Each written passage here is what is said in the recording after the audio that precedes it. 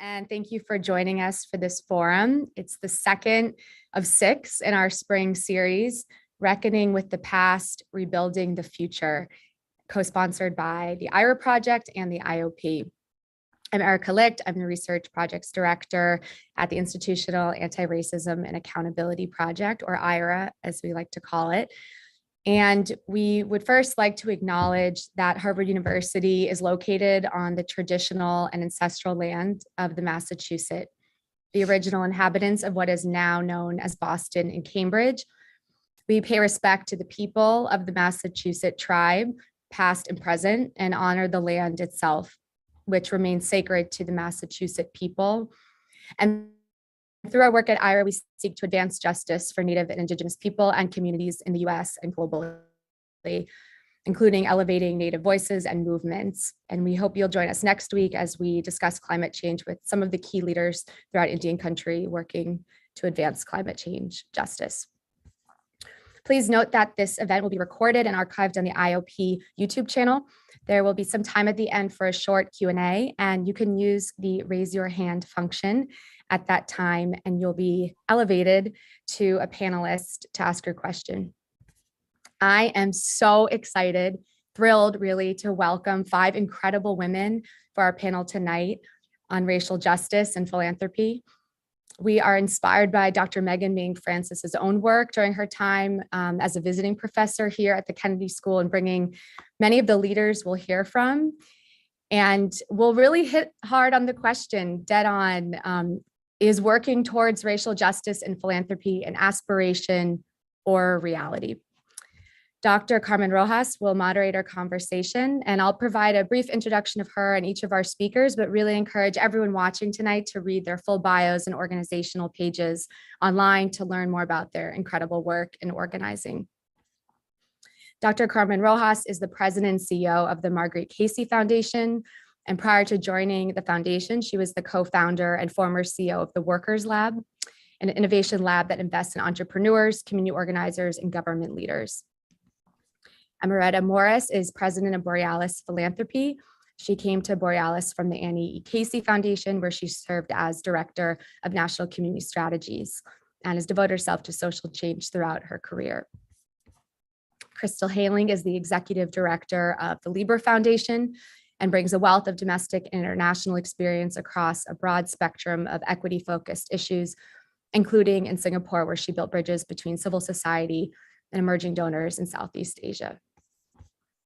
Rajasvini Bhansali is the executive director of Solidaire Network, a community of donor organizers mobilizing critical resources to the front lines of social justice. She's a passionate advocate for participatory, grassroots-led social change and lifelong student of social movements. I'm thrilled for the conversation this evening. Thank you all for being here, and I will turn it over to Dr. Rojas to take it away. Thank you so much, Erica. I also want to thank the Institutional Anti-Racism and Accountability Project at Harvard's Ash Center for hosting this conversation. I'm Dr. Carmen Rojas, President and CEO of Marguerite Casey Foundation. At Marguerite Casey Foundation, we're supporting leaders, scholars, and initiatives that are really focused on shifting the balance of power in society to those communities who have long been excluded from having it. And I am so thrilled. I wish we could make public the conversations that led us to this moment, all of the excitement, the joy, the kiki, and I'm so grateful to have Zoom space and looking forward to having in real life space together. There are a couple of through lines that connect Crystal, Retta, Vinny that I want to make visible up front that I think are really important sort of contextual pieces. One is that all of us have a commitment to approaching the different roles that we have in philanthropy with curiosity and a healthy dose of humility, which is a hard thing when everybody suddenly is so nice to you and you are the funniest, most attractive person in the rooms that you walk into. The second is a long-term commitment to supporting racial and economic justice organizing that moves beyond the politics of representation and engages issues of power directly. And so I was mentioning to Vinny, our first conversation, the moment that we met many, many years ago, Vinny invited me to look at the world of philanthropy, or situate philanthropy within a global imperial context, right? And that's not often sort of the ideological grounding that leaders in philanthropy come from. The third is that I think that we all come to this work with a deep feminist commitment that makes our unique roles in foundations a place of inquiry, a place of play, a place of exploration, and really wanting to be of service to planting seeds in the ground of what it looks like when power has shifted, not only in our country, but around the world. And so I'm so delighted, so happy to have this time with these three brilliant human beings. I'm just going to do a quick run so that folks know what to expect. We'll do like 30, 35 minutes of just conversation amongst the four of us. And then we'll open it up for Q&A. So if you have a question, please keep it. We'd love to bring you into this conversation. So I'm going to start with a question for all three of you. Why did you choose philanthropy as a place that you wanted to do work in this moment? I'm going to start with you, Vinny.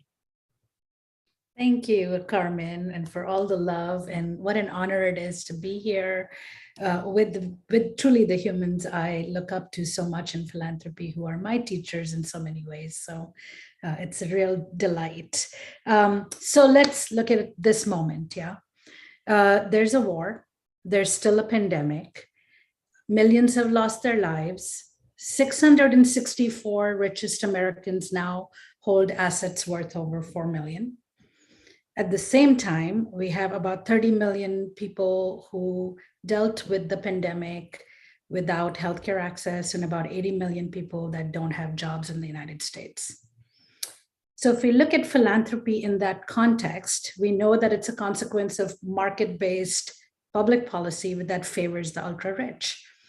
The tax subsidies for charitable contributions cost Americans about $50 billion in federal tax revenue. This is tax revenue that could be invested in public infrastructure, vaccines, public health, public schools, much more, right? And most foundations only need to make 5% in payouts. The rest of those 95% of assets are often actually used historically in ways that undermine our movements and social change. We also have learned through all these amazing campaigns in the last few years about how donor-advised funds can sometimes be channeled to fund the far right, the vigilante, the white supremacist groups, the opposition that so many of us are fighting against. So the question is, how can I not work in philanthropy in this moment? Communities are having to fight authoritarianism in so many ways, from anti-protest laws to transphobic legislation to the long-standing, decades-long fight to undermine the rights of communities of color, particularly Black, Latino, immigrant communities to vote.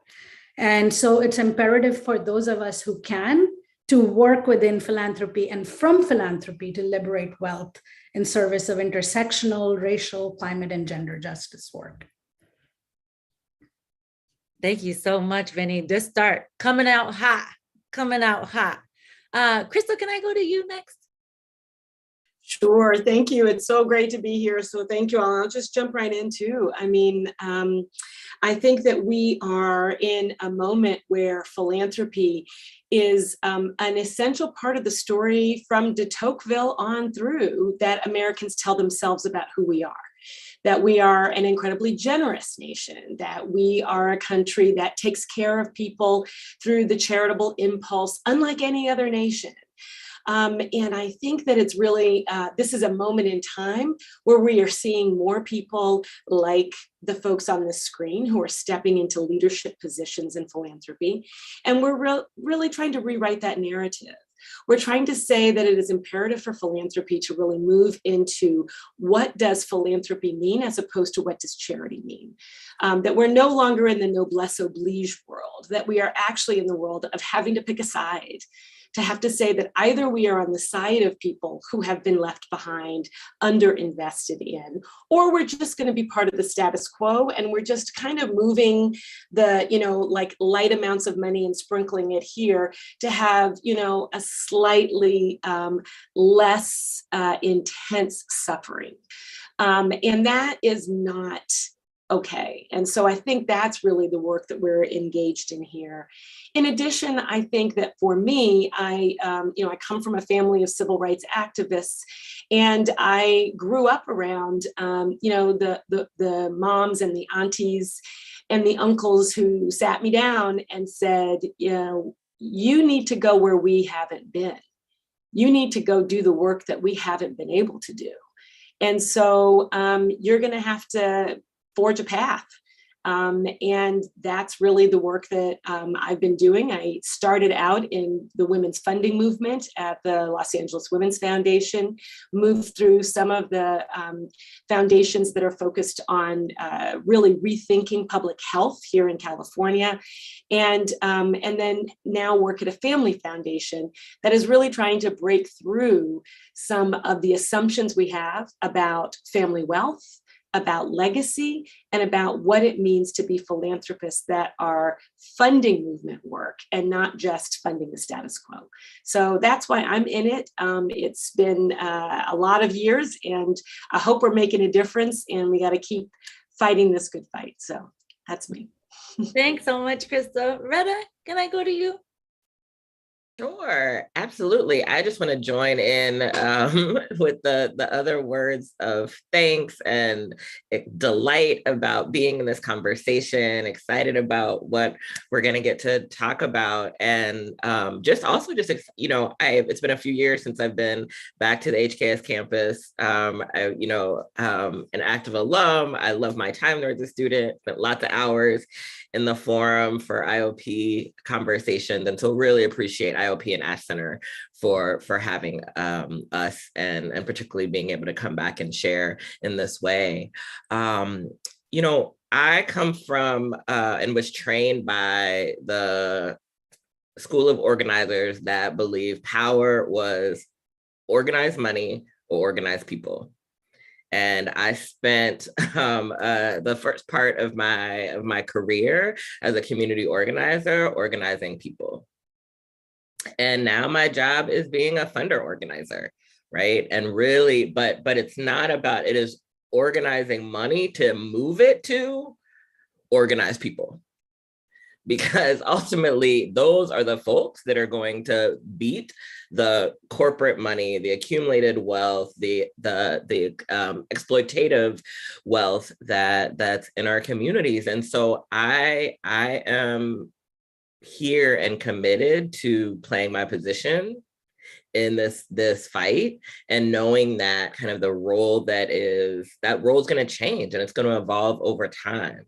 And in every role I've had, whether it was in grassroots nonprofits, when I was organizing, in local government, which I was doing before and after, I was in HKS, and then in philanthropy, my goal is still the same. Like, my personal mission is about facilitating personal and community liberation. How that then manifests, right, is kind of looks differently. And I'm in a place where I want to be, and I've been able to be in institutions that are, and really shaping and pushing from inside institutions for this change. And so it's like how you opened us, right? We're building power for a multiracial feminist democracy. And in this moment, right, kind of, if I've got the keys and the ability to be inside disrupting an institution, disrupting a sector that is complicit in the problem, then that's my work to do right now. Thank you so much. Thank you, all three of you. But I'm going to stay with you for the next question, which is, what do you think right now philanthropy is getting wrong about racial justice organizing? I thought you said the forum was only an hour. There's so much. But I mean, I had to figure out. I was like, who am I going to ask this question to? So I'll pick one thread, knowing that I know the amazing brilliance that's on this, so I know that all the many other threads are going to get pulled on. But one thread that I would offer, and it's something that our team at Borealis has been talking about, is that decision makers, the current decision makers in philanthropy, don't have the political analysis or the political will to fund in ways that are going to create transformational change. We don't have the, collectively, we don't have the ideological clarity about how change happens and the vision of the world that we are working towards. Right? There's a lack of willingness to be honest about what the wealthy elites are really willing to give up to manifest the vision of an equitable world, and an honesty in acknowledging that they're actually not willing to give up much, right? And so that is what's perpetuating the tweaking around the edges and only funding tactics or approaches that won't actually shift power dynamics. Right? If it's about money and power, it's about kind of just doing things that aren't actually going to move the needle too far, or even really really push back. And I'll just say really quickly before passing it on, is that this lack of in terms of how the lack of clarity manifests internally, is I remember sitting with a set of organizers in Mississippi. And they were talking to me about, basically it was like national funders behaving badly, right? These are the things that you do. I'm in these conversations a lot, but kind of one of the pieces that struck me in particular is they were talking about this practice of more than one funder, right? A national funder it's great. They're funding their grassroots organizing work. They are funding the work that they are doing to push back and to build. And the same funder is also funding their opposition in the same state, right? Not with an outward malicious intent, right? But because in foundations, we're siloed. One division's doing one thing with one set of partners and grantees, one division's doing something else.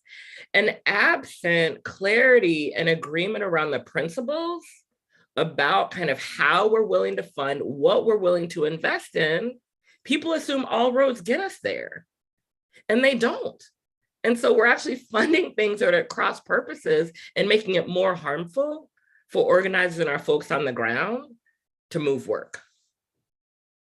Oh God, small one. I really want to ask Vinny and Crystal the same question. And I am, Crystal knows this, I am an aspirational Oprah moderator. And so I'm going to stick to my questions. And if you're moved to actually tie into and offer some other points or additional points about where we're getting it wrong, I would just personally find it very helpful. And I think it's important to give bad behavior oxygen, or show light. And this lack of ideological clarity or commitment, and an underfunding or considering that everything is ideological and that ideas matter, is it's like a sticking point for me. I really appreciate that, Retta. Vinny, what do you think we need to do as funders to contend with our past?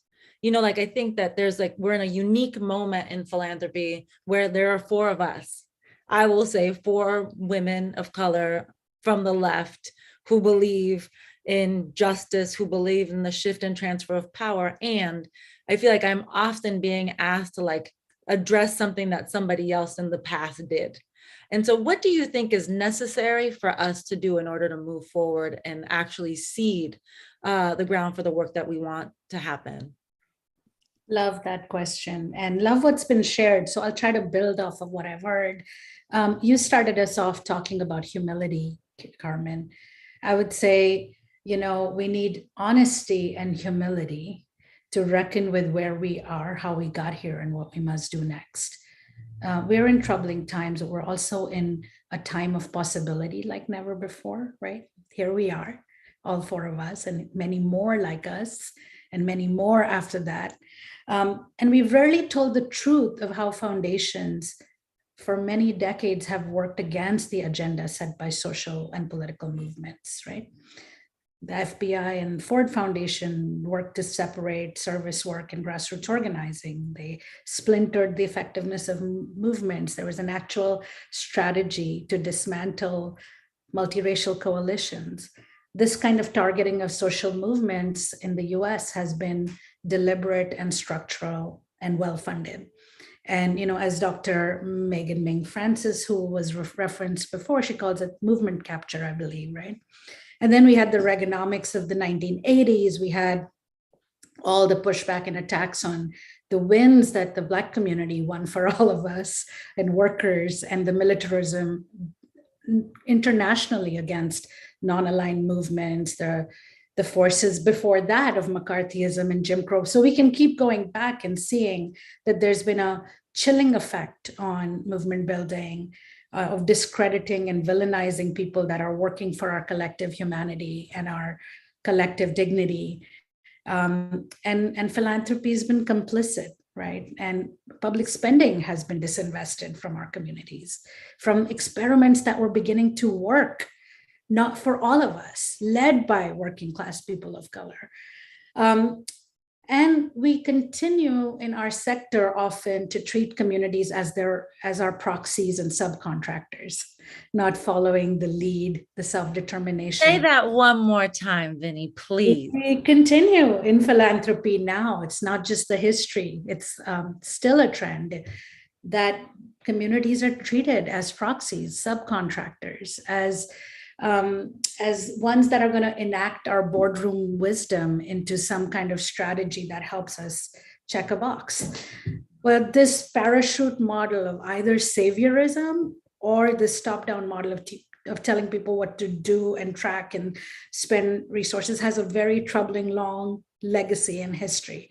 So in order to build the future, to enact true racial justice philanthropy, we have to make deliberate attempts to embrace honesty, humility, self-reflection, interdependence, collectivism as new principles.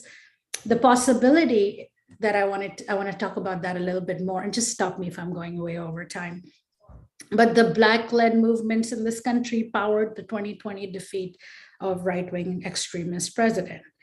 They reduced police budgets. They advanced reforms in cities across the country. They removed racist monuments and symbols and created a narrative environment where people can be held accountable for murderous behavior.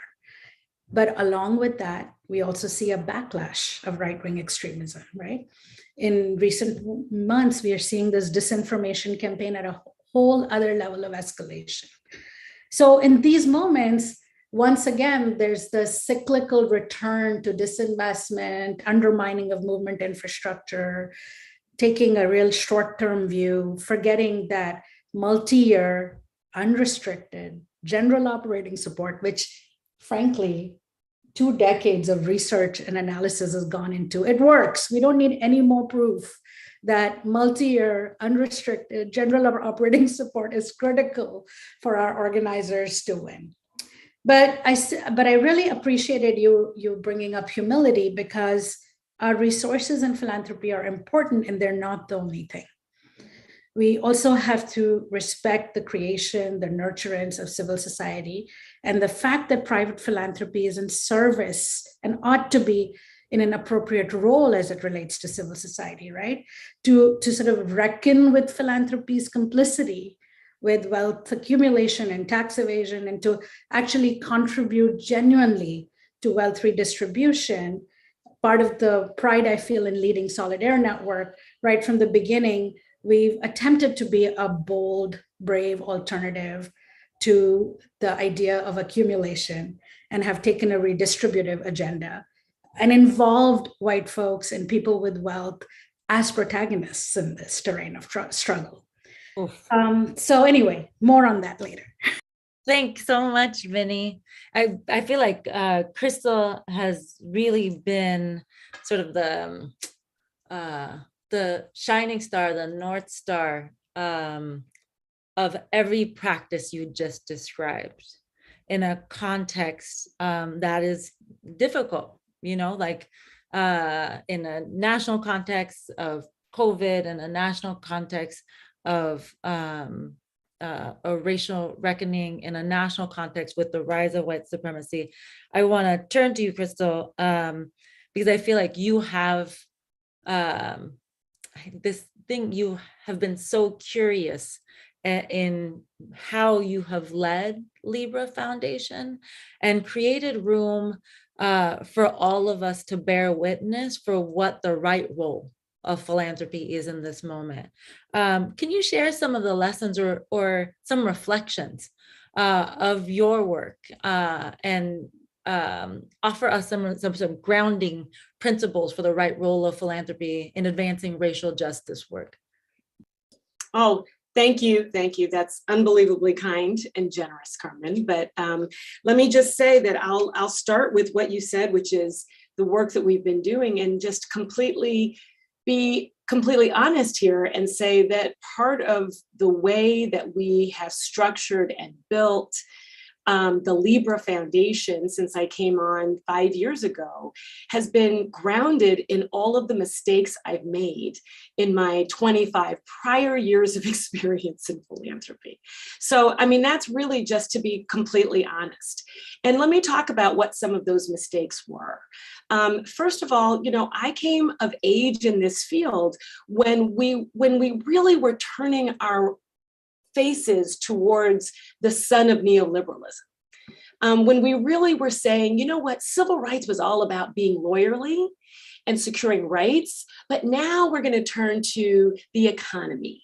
And just, if it's all the economy and we just focus on entrepreneurism, right? We created a whole new category, social entrepreneurism, right? Couldn't be nonprofits. It had to be social entrepreneurism, right? We sort of created all of this language that took us into a belief that if we just let the market run unfettered, not even just unfettered, but if we actually took the market and put it onto social issues, it would somehow or another kind of mutate and solve problems. And we didn't have to really worry about any of those kind of negative outcomes.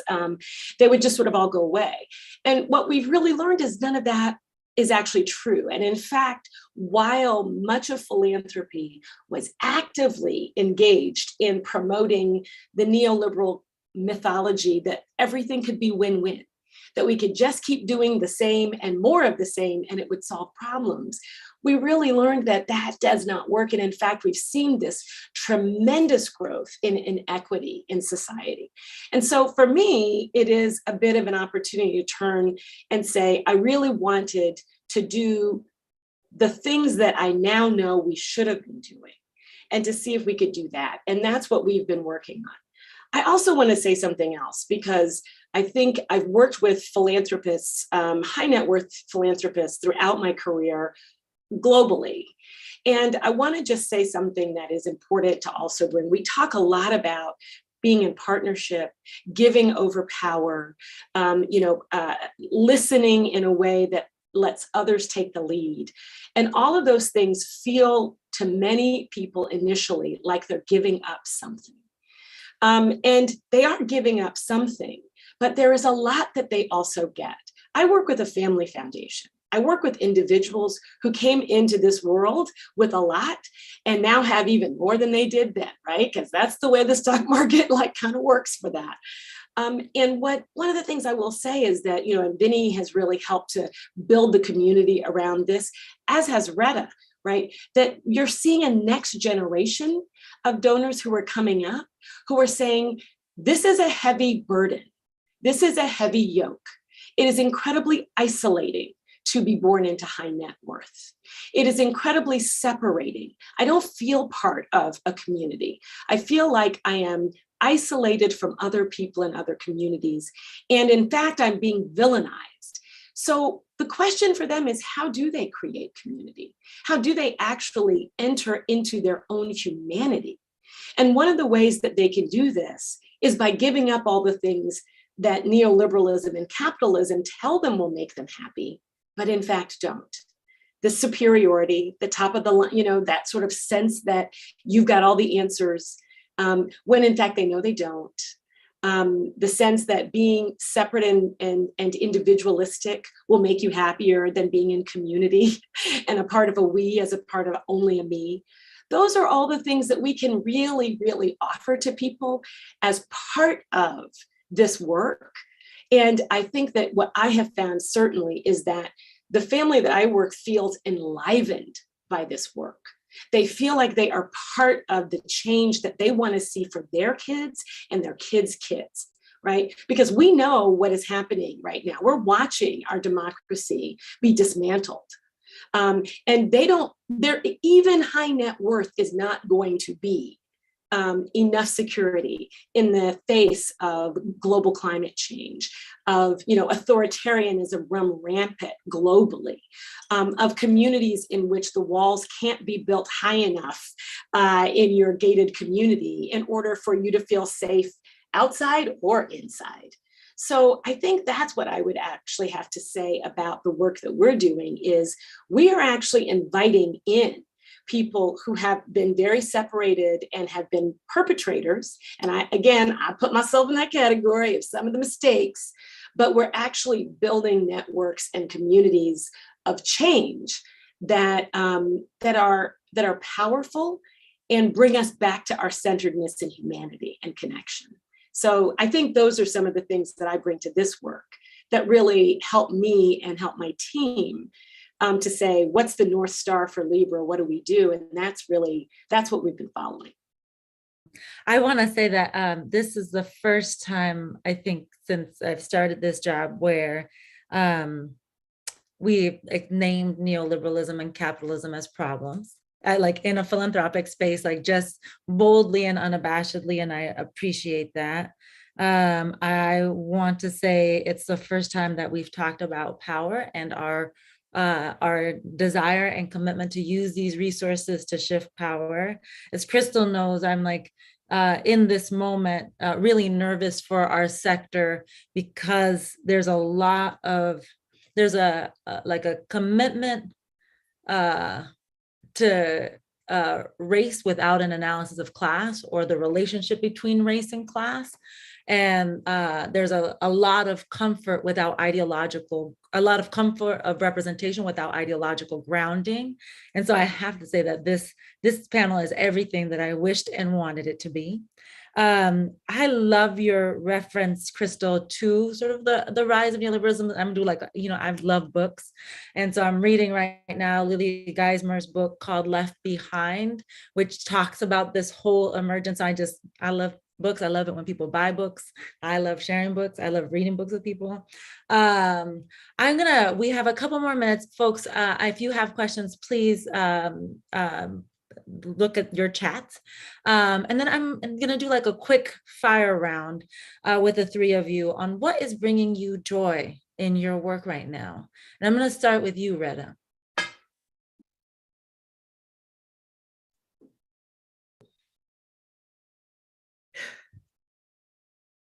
It's a fire round. I'll go quickly.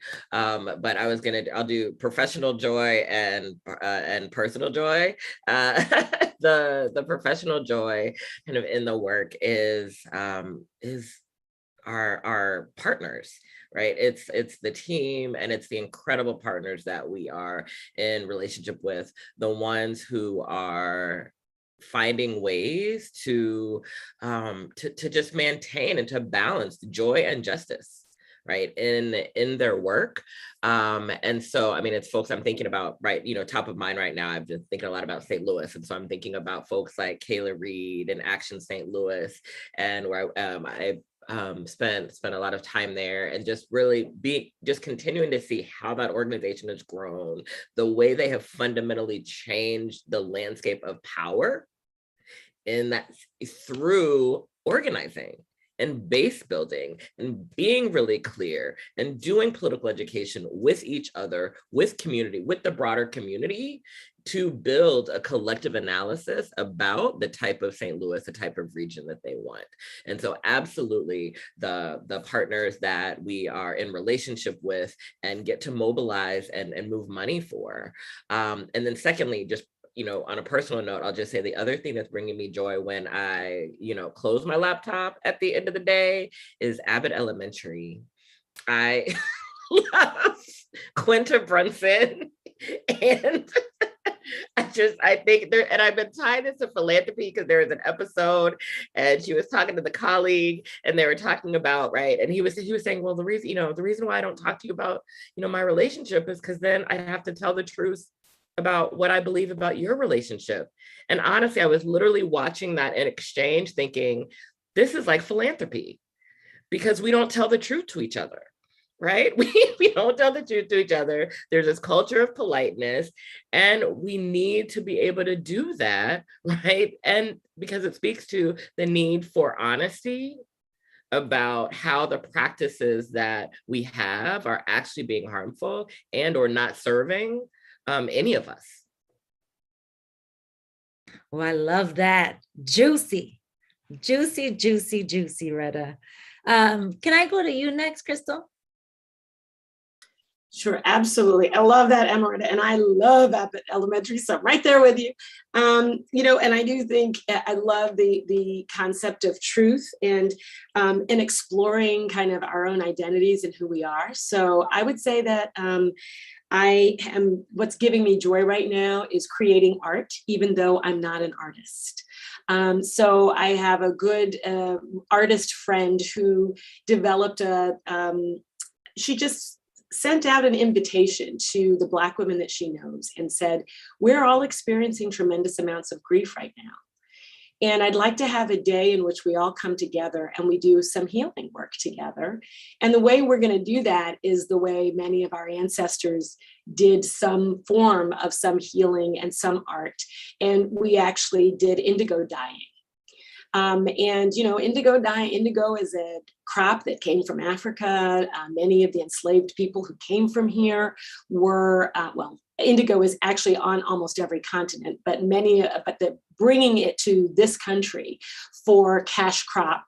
Many of the enslaved people were brought here in order to grow it, to process it, to dye with it. And yet it is also part of the way in which many of my ancestors and other ancestors, expressed their creativity. And so we did that together and created these beautiful blue, tapestries together.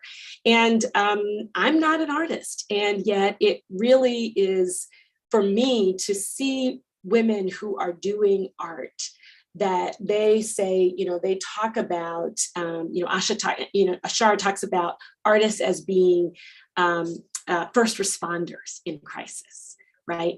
That we find ways to create something beautiful, even out of things that are hard and horrible. And that is the regenerative work of organizing and being in this. So for me, that's one of the things that is giving me joy as I'm now being exposed to people who are, it's not just art in this little studio, in this little museum, but it is really about our work together and that being part of what the change is going to look like. So that's what's giving me joy right now. I love that. Crystal, I love that. Vinny, do you want to close this out? Sure. This question about what's bringing me joy. Yeah. In my work and role. So being in community is always what brings me the greatest joy. And I feel supported in my role and in my work by so many different communities and circles that I get to be a part of. And it's so essential for my wellness, well-being, sanity, joy, to be in the community of this community of fierce women and gender non-conforming people who are leading with a learning stance, who are speaking truth to power, who are aligning their actions with their values, who are, just loving, generous, collaborative people, where it's not a performance of being in community, but it's like a real practice. And then my colleague Akaya Winwood and I have had the delight of writing a book that's coming out by Barrett Kohler Publishers in October. It's called Leading with Joy, Practices for Uncertain Times. And we wrote that book because we've been reflecting a lot about how joy is an approach to leadership that's centered in wholeness and in staying in this work for a long haul. We need each of us to commit for a lifetime. And in order to do that, we have to step out of some of those socializations and transactional habits and lead from a place of joy. And so it's a constant study and a practice too, to continue to nurture joy when there's so much that would take your joy away from you. Right. Thank you so much for closing us out, Vinny. And thank you to the three of you for candid reflection, situational awareness, naming the perils and the promise of our work, of our moment. For me, great sisters and supporters, for telling me the truth when I mess up. And so I'm going to open this up to questions. There are many hundreds of people listening. And so I'm going to invite Zaki into the room.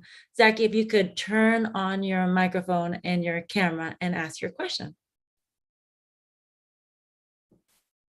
Perfect. Thank you, Dr. Rojas. Thank you to each of you for taking the time to speak to us today. My name's Zaki. I'm a first year at the college. And my question to you is, how do you think that philanthropic organizations, including the ones you lead, can collaborate or form dialogue with other organizations or grassroots movements committed to advancing racial justice, so that we can help philanthropy get right what it's been getting wrong when it comes to the issues that you've discussed? Thank you. I'm just gonna do like a moderator's imperative and choose a person. Retta, do you want to answer this question? Sure, absolutely. Thank you for the question, Zaki.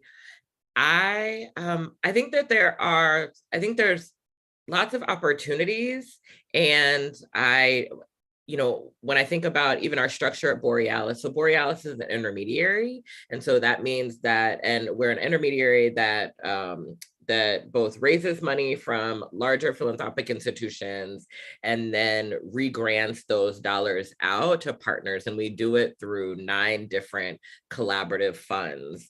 And so one of the reasons why, and I was thinking about this even in I think maybe it was Crystal's earlier conversation when you were talking about donors being in community and finding community with each other. I was thinking about kind of that's what we hear back from the partners who are sitting at the table within our funds, because that is a place where they can come for learning. They're learning with each other, and they're learning from the grantee partners who are kind of at those tables as well, and being able to share, push, critique, advocate, right? And strategize together. The caveat that I would say in that is that absolutely, I think that there's value in these spaces for organizations to help philanthropy kind of get right and get clear.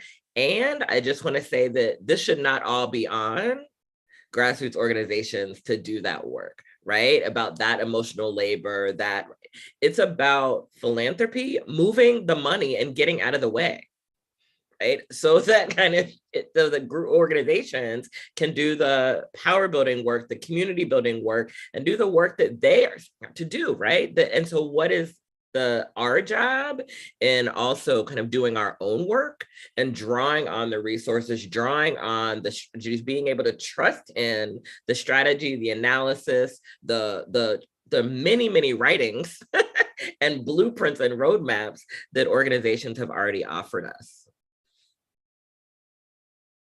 Thanks for the question, Zaki. Thanks, Rita, for the answer. I'm going to invite Artha to turn on your camera and microphone for your question. Hi, Artha. Hi, and thank you all so much for your time and your insights. It's truly been an honor to just glean all of your wisdom. And with that, all 4 of you have so beautifully articulated philanthropy's role in preserving peace and preserving democracy across the globe. So what advice would you give an undergraduate student like myself who may be considering a role or a career in philanthropy, but they're a little hesitant because of financial constraints or their familial pressures to enter a space like this? I'm gonna give this to you, Vinny. Thank you for giving that to me. And thank you, Artha, for your question. So building power and supporting power takes time. And so much of what we have to learn, all of us as humans in philanthropy in every sector, is how to be in long-term right relationships with social movements in and outside of the United States. In the global South, people have had far more recent and long-term experience in fighting authoritarianism than we've had it in the global North. And we have some key lessons to learn. We sometimes don't have the muscle memory to fight these fights without lessons gleaned from our more experienced siblings in the South. But the ultimate lesson that keeps coming back over and over again is that we cannot go it alone, right? And so as you can contemplate this pathway, this journey, I don't know about the word career, because I don't know if any of us set out to have a career in philanthropy. We started doing the work we were doing and then realized that there's a really significant role for resources and resource mobilization, and then got involved. But what I would invite you to consider is how do you partner with and build with and be in relationship with people in a learning and reciprocal way. That's what's coming up. So thank you so much, Vinny, and thank you, Artha, for the question. Thelma, I'm going to invite you in, and if you can turn on your camera and your microphone.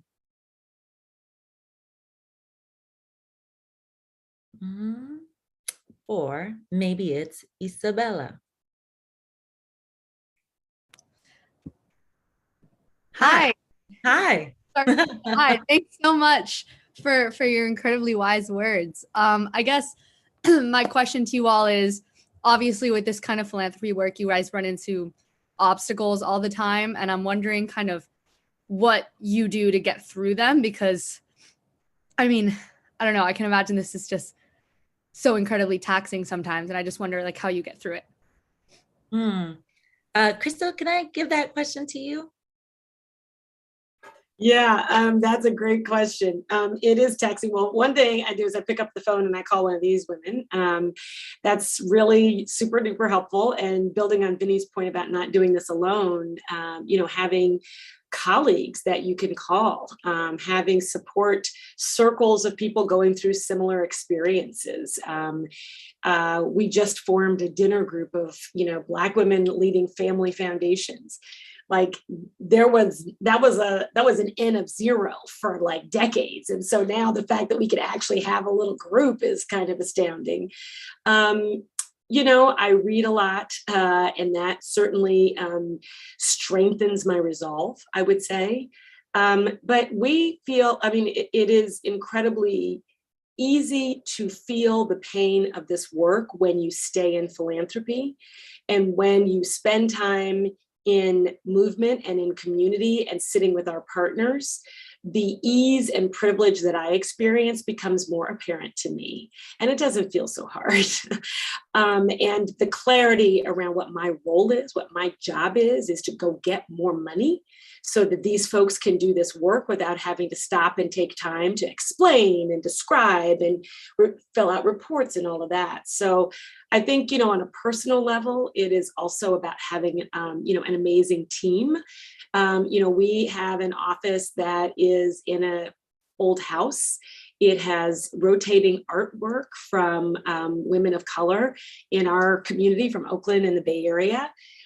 We often have music in our office. We're a primarily BIPOC staff. We enjoy spending time together. We, just are back in the office now, and we just did a 2-hour walk around, yesterday around the community where our office is located to kind of reground ourselves in this space. So part of what also is really helpful is, I kind of came into this work with the belief that social change work was about pushing through and grinding harder. And I've been taught by people in movement that won't work. That leads to burnout, and that leads to bitterness, and it leads to fighting.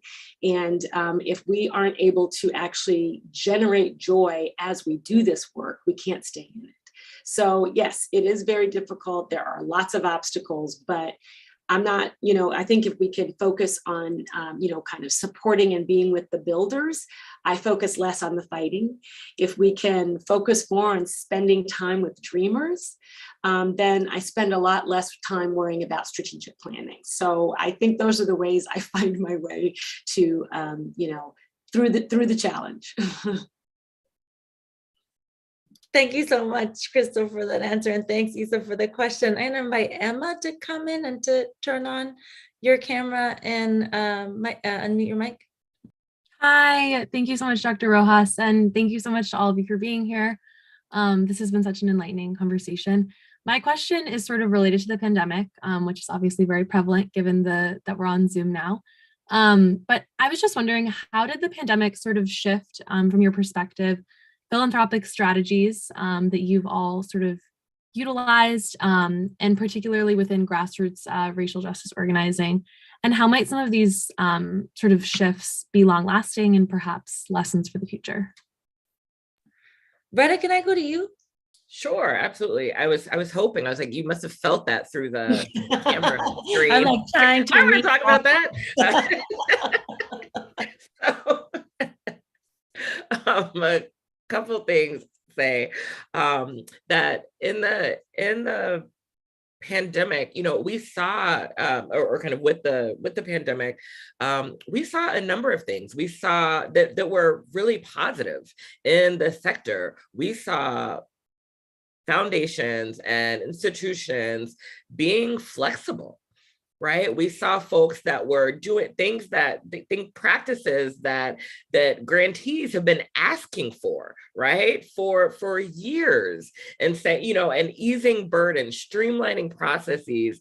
Frankly, the pandemic opened folks' receptivity and their minds to being able to do that. And so, you heard Vinny talk earlier about, general operating, unrestricted grants work.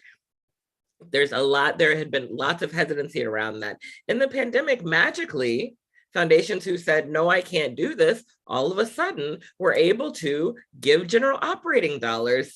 Because they knew that communities needed the flexibility to be able to use them as they needed to. They converted existing grants that were project grants, they converted them into general operating grants, so that, we had foundations who just gave automatic renewals. You didn't even have to apply. They just said, oh, we know you're doing this here, let's move this. Nobody's got time for applications right now, right? Nobody's got time for reports right now. Exactly. But the sad part is some of these pieces are coming back, right? And folks are shifting back as if we aren't still in crisis, right? As if our communities, right? I didn't have time for that 2 years ago. I still don't have time for it. And so how do we understand? And look, you did it and the sky didn't fall. Not only didn't the sky fall, but actually, right? We had deep investments in organizing. We had deep investments in mutual aid across the country. We had deep investments in the type of movement infrastructure that is what we need to sustain this leadership and sustain the activism that is going to get us to a different place. And so thanks for that question. My hope is that the things that we saw happen will actually last. Thank you so much for the question, Emma, and thanks for that answer, Retta. I knew you would, bring the fire, and to name the thing, right? That forever foundations have created ways to get money out that are so burdensome to leaders that we say we want to support, to leaders that we say we want to win, to people whose visions and leadership we have on our websites, and we articulate the story of as our own. And the pandemic was such an amazing example of how quick, we make up a bunch of rules and how quick we were able to throw those out when we wanted to be responsive. I'm gonna now go to Alexia. Will you turn on your camera and microphone? Hello, thank you so much. This has been so interesting and fascinating. I was actually reading an article on the Stanford Social Innovation Review where the authors highlighted that leaders of color face barriers to securing support and often getting connected into circles, with some fundraisers arguing that leaders of color aren't getting connected to the right people and it's a pipeline issue. And so I was wondering, how can we better incorporate or expose leaders of color into social networks in order to gain connections in the philanthropic community in a kind of like systematic way? Amazing. Thank you, Alexia, for that question. I'm going to go to you, Vinny. Oh, Alexia, posing a great question that so many of us spend a lot of time thinking about. I'll offer what's percolating for me. The moment you said what you said, I thought of that bell hooks quote, and may she rest in power. She said, sometimes people try to destroy you precisely because they recognize your power, not because they don't see it, but because they see it and they don't want it to exist, right? And so structural racism, structural classism, when people of color, women of color, gender non-conforming people start to lead, there is a big, dangerous feeling of like the structure has shifted. And so, well, how do we create barriers? How do we continue to create more and more of those? And it never ends, as many of us on this call can contend with. But I think part of it is it's not about more capacity building and more training.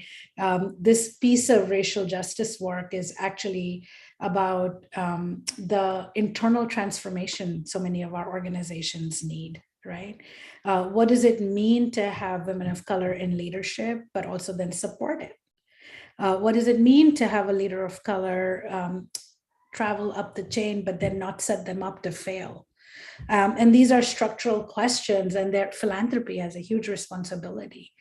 Increasingly, I'm seeing my colleagues in philanthropy supporting executive director transitions, leadership support for everybody in the organization as they move to more just practices. And then the last thing I'll say, it's also like an inside job. If we're white people who are ceding power and who are making room, we have to confront the ways in which we have benefited from the system and what it means to cede that power.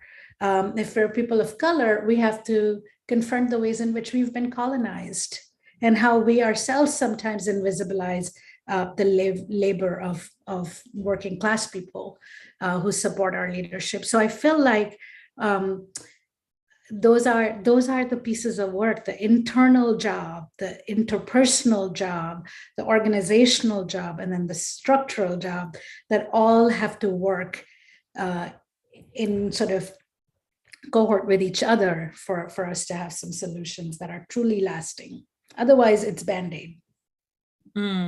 Thank you so much for that response, Benny. And thanks, Alexia, for asking the question. Oh, wow, man. Sorry.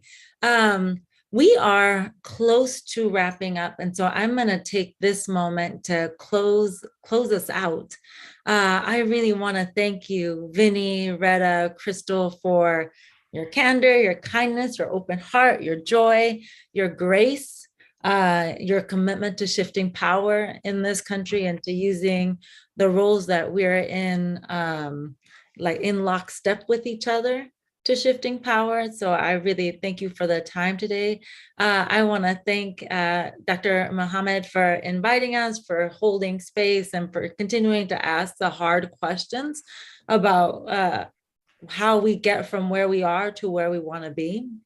And to inviting us to have a radical practice of inquiry in this journey. And then I'm going to pass it over to Mark Kieran, who's going to close us out formally. Thanks, everybody. Thank you, Carmen, and thanks for moderating this stellar panel so beautifully. Amaretta, welcome back to the Kennedy School. It's nice to have you here, and your Prana, certainly, and to Crystal and Vinny, we thank you for your participation and the great questions from our students. I will be brief in closing to invite you all that are listening to 2 forums this week for the balance of this week. Tomorrow evening, a live forum at 6 p.m. here at the Kennedy School at the Institute of Politics, JFK Junior Forum. We will welcome former Secretary Julian Castro, former Secretary of HUD and, of course, presidential aspirant, who will be in conversation with one of our resident fellows, Maya Rupert, who was his campaign manager.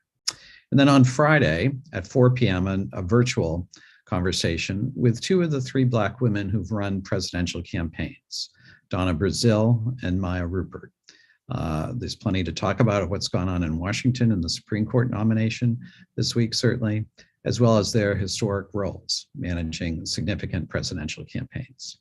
And like tonight, all of these opportunities are available online for viewers and for members of the community. So we end with our thanks to the panel, with our thanks to your important role in building and enhancing our democracy. And good night, everyone. Thanks so much for joining us.